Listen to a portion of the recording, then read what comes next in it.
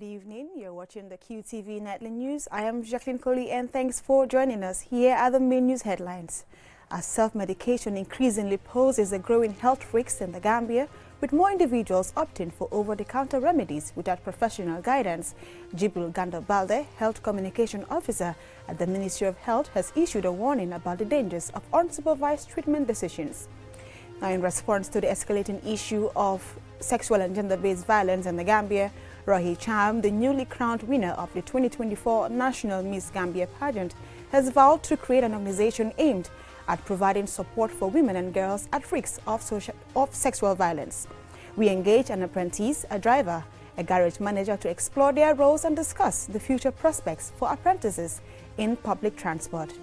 In international news, in just 2 days, more than 550 migrants, primarily from West Africa, have reached Spain's Canary Island off the northwest coast of Africa. Those were the headlines, and now the news in detail.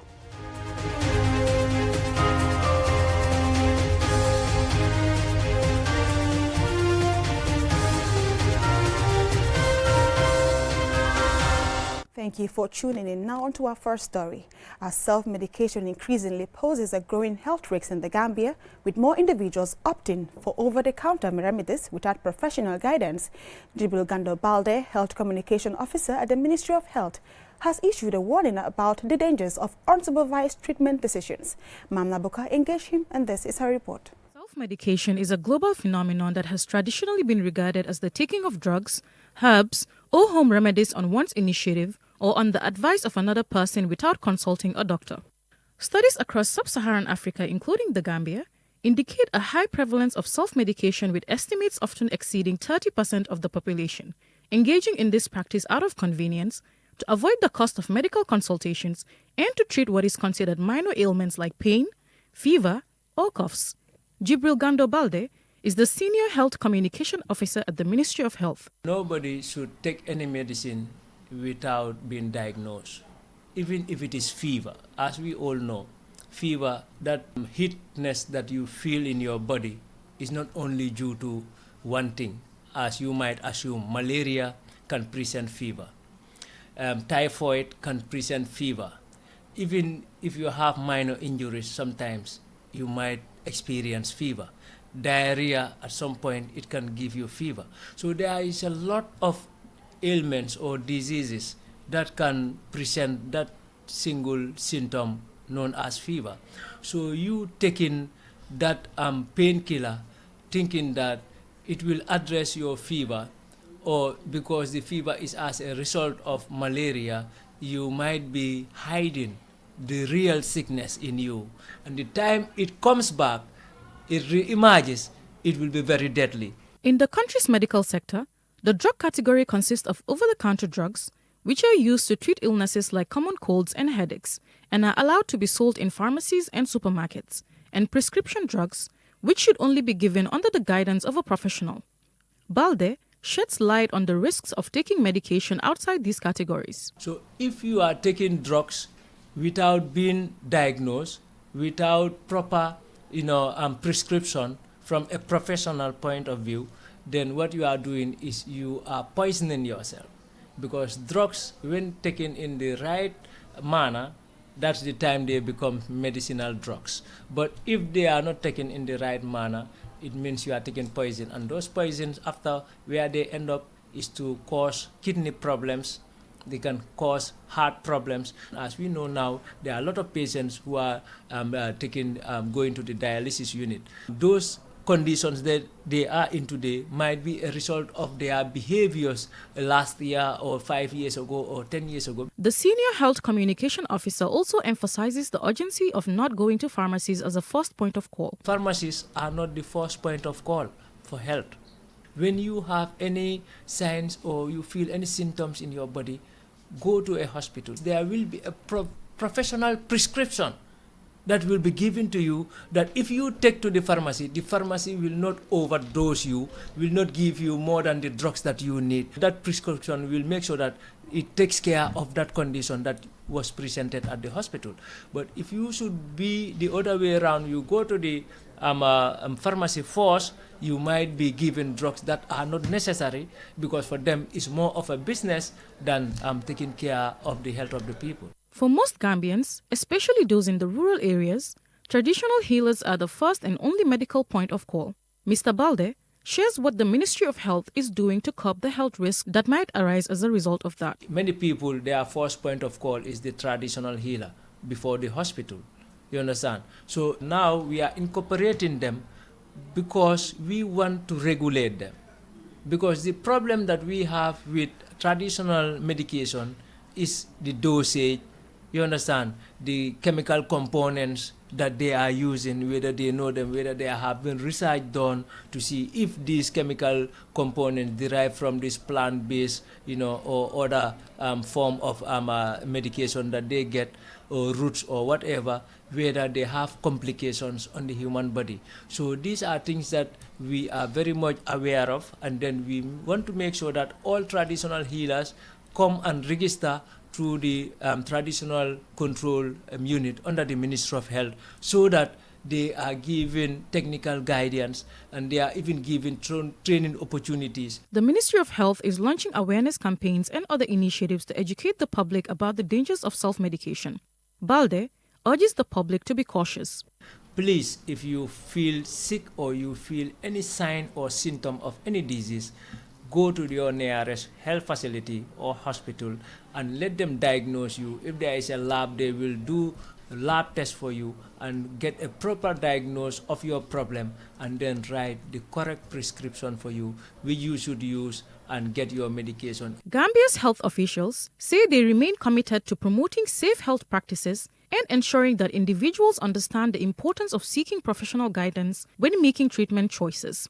Mamna Buka, reporting for QTV News.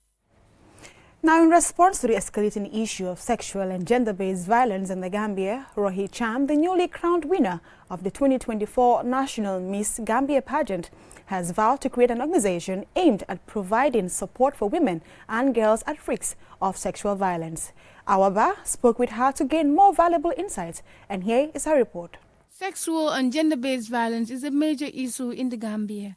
At the launch of the Gambia Says No More campaign in January 2024, data revealed that, like the global average, 1 in 3 women in the country experience sexual or physical violence in their lifetime. However, much of the abuse goes unreported due to factors like impunity, silence, stigma, and fear. Rohit Cham, the winner of the 2024 National Miss Gambia competition, has pledged to use her success to campaign against sexual and gender-based violence in the Gambia. It is a topic that deeply resonates with me since I was young. I had an experience, not a very deep one, but since then I felt like this is something that needs to be talked about, because it's like always when it happens, it's either you keep quiet or when you speak up, you're being silenced by your family members. Because most times, the perpetrators are family members or very, very close family relatives. So that is what I want to, I cannot eradicate, but I want to, make an impact to contribute to how it reduces in our society. For Rohi, the National Miss Gambia crown holds significant meaning and has played a pivotal role in shaping her journey in the beauty pageantry industry. It is very overwhelming. It is beautiful. There's a sense of so much respect in it. When people see the title, there's so much respect compared to when you're when I'm just Rohi Cham and when I'm Miss Gambia, it's different. People treat you differently, but it's kind of very exhausting. Let's say having the negative energy from a few people from the public, the cyberbullying and everything. But overall, it is amazing. Yes, I enjoy it. Rohi shared that over the years, she has worked tirelessly to reach the top. In 2023, she competed in the Miss Tourism pageant, and in 2024, she traveled to Nigeria to participate in the Cultural Queen World Beauty pageant, where her passion and dedication earned her the title of first runner-up. Shortly after, Rohi was crowned Miss Gambia at the National Beauty pageant. So it's I've won a couple of pageant competitions like the Miss Tourism Gambia, the Face of Miss Gambia, Queen of Music Gambia, and others. Aside from pageantry, I have won like 2 championships in basketball with the Serekunda West team. I've also had an exhibition with my colleagues called the We Are Not Done that focuses on victims of human rights violations from the past regime. I would call that, aside from Miss Gambia, before Miss Gambia, it was my biggest achievement to me. Despite Rohi's success on the runway, her journey to the crown came with numerous challenges. There's less support. And normally when you win a pageant, like, people think you have everything. It's different from other countries. Like, normally other countries, when you win like the national competition, like, your life changes like this. It's different here. It's like you have to keep following people to help or support or collaborate with you. There's just little collaboration in the Gambia. Organizations need to come, not just the government, private organizations, the NGOs need to come and support the Miss Gambia organization, support the winners of the Miss Gambia. Rohi Cham's passion for pageantry is undeniable. Her journey stands as a testament to her commitment to making a meaningful impact, not just in the pageantry industry, but in the society as a whole.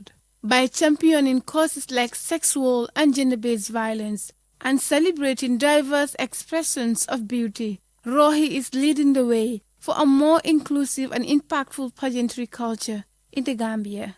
For QTV News, I am Our Bob. That report from Our Bob takes us to the commercial break, but stay tuned, we have some more stories. Do stay. fii mooy fan fii mooy Inessa di place bi nga xam ne moom la ñëpp taaw place bii bépp xeetu ataaya bu baax rek bu dugg see ci dëkk bi xamal li fii rek la am bara wërga bii neex na lool saf na ba pare tamit nag am gu bu neex boo ko naanee rek da ngay kontaan ci saas añ ba suur ba gëreesal li nga lekk jëndal baara ataaya bii ndax moom la ñëpp taamu gis nga sama client bii ataaya bu neex bu ne moom laa koy njëkk a jox ndax moom kat ataaya bu neex rek lay wër baara wërga bii mooy wërga bi gën te moo gën a saf kon nag ràññee leen ko bu baax kon daw leen gaaw ca Banjul foofu ca Inessa di place bi nga xam ni foofu rek nga ko mën a amee wholesale wala retail mu ngi foofu ci boori court house bi foofu ca Banjul wala nga daw ci bépp marché bépp supermarket bépp boutique fépp foo dugg rek di nga mën a am baara warga bii nga xam ne moom la ñëpp di wër tey baara warga moo dàq ci warga yi man maa ngi ci moom ndax su ma maree ataaya moom rek lay naan.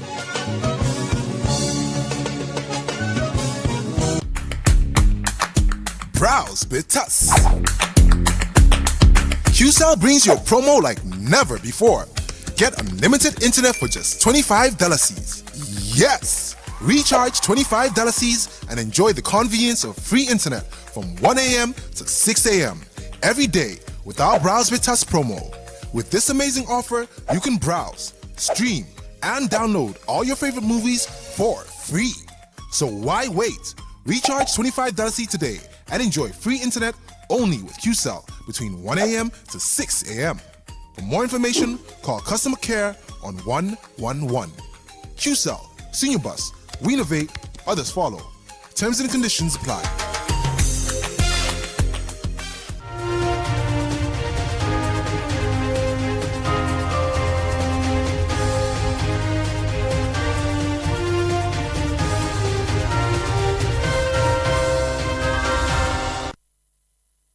Welcome back from that commercial break. If you're just tuning in, you're watching QTV Nightly News, and I'm Jacqueline Colley. Now, most public transport drivers depend on aides or apprentices to call out to commuters, collect fares, and handle various tasks while the driver focuses on the road.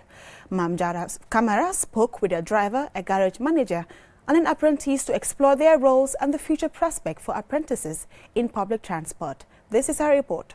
For many people in this role, especially in regions where formal employment opportunities are scarce, being an apprentice or aide is a crucial way to earn a living.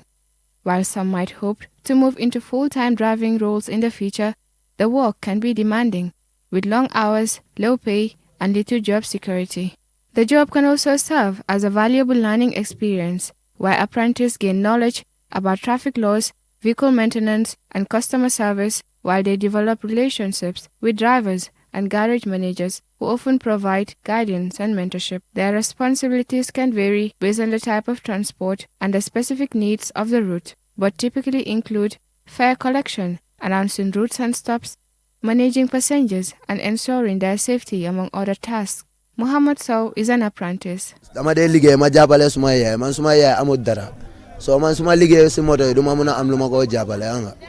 I work to support my mother because she is struggling financially. Being an apprentice is better than resorting to stealing, which is why I choose this path. If I had a sponsor, I would go to school, but I can't focus on school when my mother doesn't even have enough food. My dad used to be a driver, but he's old now. I deal with a lot from passengers. They will shout at you over just $1 in change. Imagine being yelled at by someone who is taking you from place to place.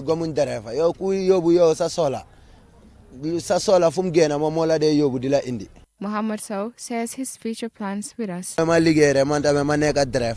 My plan is to work hard so that I can marry a wife and start a family. But things are not easy at all. Dauden Jai, a qualified driver, says his views on apprentice.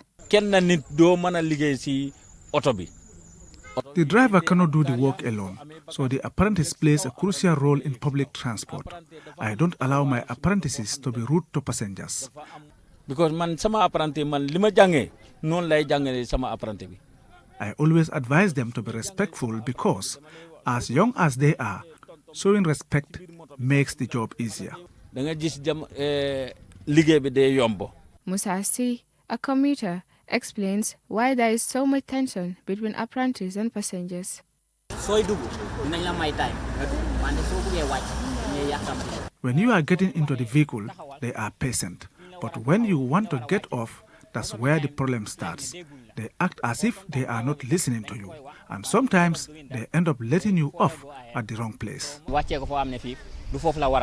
Bakari Dabo, the garage manager at Tipagara's 410J vehicles, reflect on his experience as an apprentice in his youth and compare the nature of the job then to what it is now.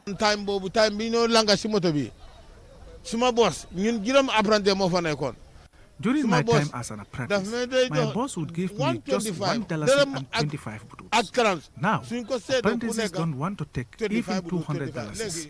They are asking for up to $700. But if you want something, you need to have patience. Although this job is often seen as mediocre, Muhammad views it as a better alternative to stealing, burglary, or scamming. He believes being an apprentice is just like any other job and urges people to stop perpetuating stereotypes. He also called on the government to support the youth by creating more employment opportunities. Reporting for QTV News, I am Mamjara Kamara. Up next is international news.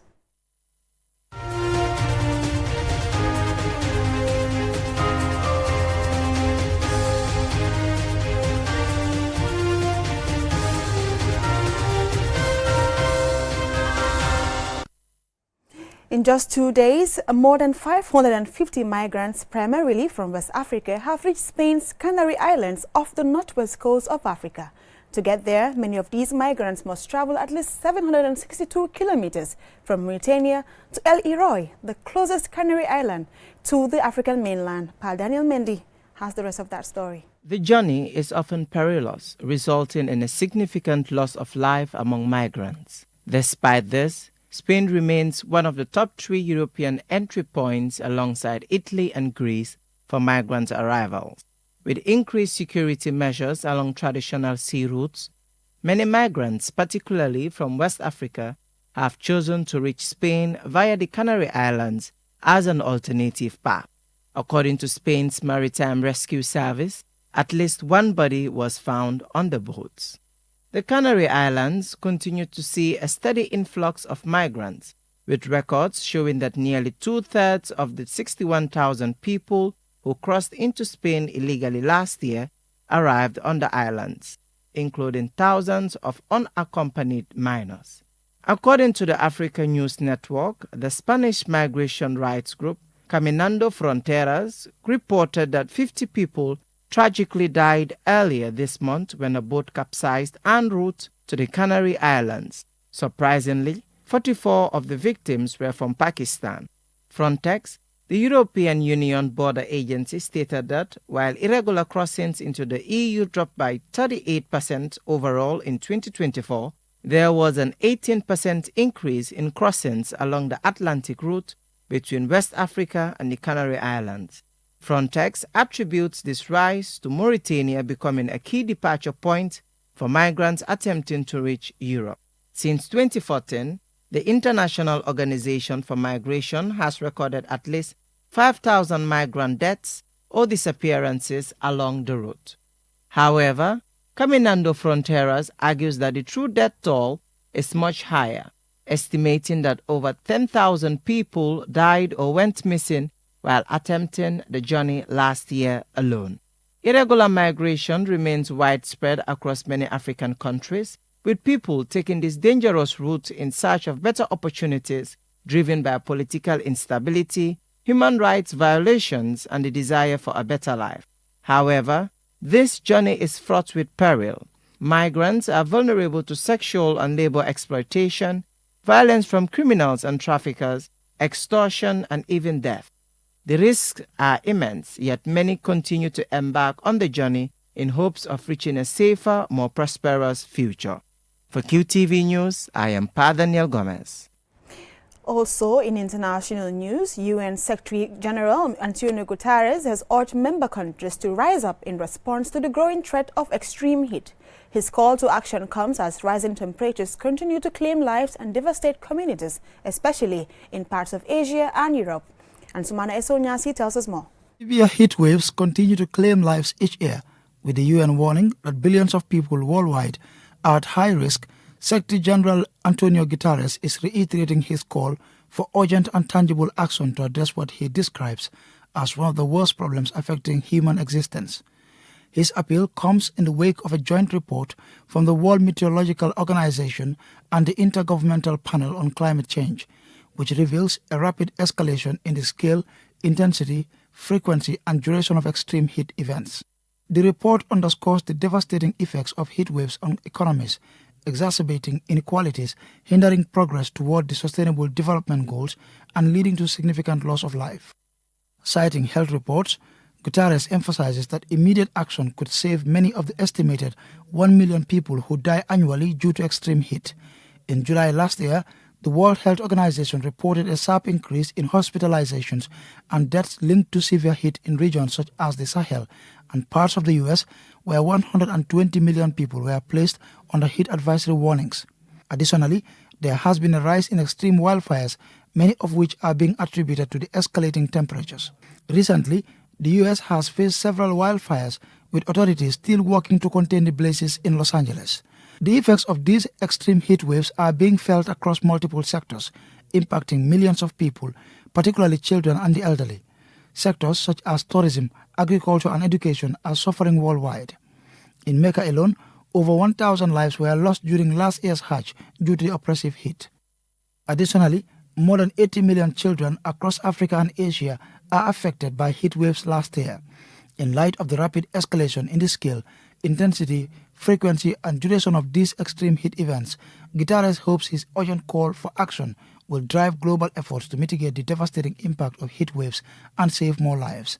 Ansmane Sonyase for QTV News. That report from Ansmane Sonyase brings us to the end of the news, but before we go, here's a recap of the headlines. As self-medication increasingly poses a growing health risk in the Gambia, with more individuals opting for the over-the-counter remedies without professional guidance, Jibril Gando-Balde, Health Communication Officer at the Ministry of Health, has issued a warning about the dangers of unsupervised treatment decisions. Now, in response to the escalating issue of sexual and gender-based violence in the Gambia, Rohi Cham, the newly crowned winner of the 2024 National Miss Gambia pageant, has vowed to create an organization aimed at providing support for women and girls at risk of sexual violence. As self-medication increasingly poses a growing health risk in the Gambia, with more individuals opting for over-the-counter remedies without professional guidance, Jibril Gando-Balde, Health Communication Officer at the Ministry of Health, has issued a warning about the dangers of unsupervised treatment decisions. We engage an apprentice, a driver, a garage manager to explore their roles and discuss the future prospects for apprentices in public transport. In just 2 days, more than 550 migrants, primarily from West Africa, have reached Spain's Canary Islands of the northwest of Africa. In just 2 days. That's all for this news bulletin. Do join us on Monday at 8 p.m. for another bulletin. Thanks for watching and bye for now.